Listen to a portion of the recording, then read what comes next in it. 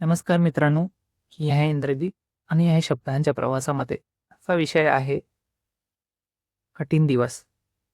कधी कधी असं वाटतं की सगळंही उलट चाललं आहे, काही आपल्या हातात नाही,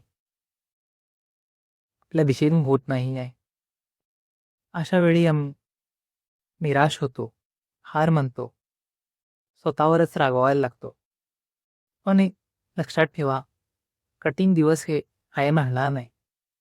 आपल्या आयुष्यातला कोणताही टप्पा कधीही स्थिर नसतो.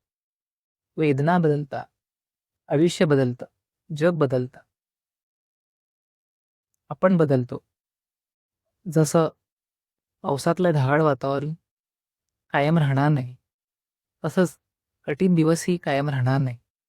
तेही जातील, तेही बदलतील.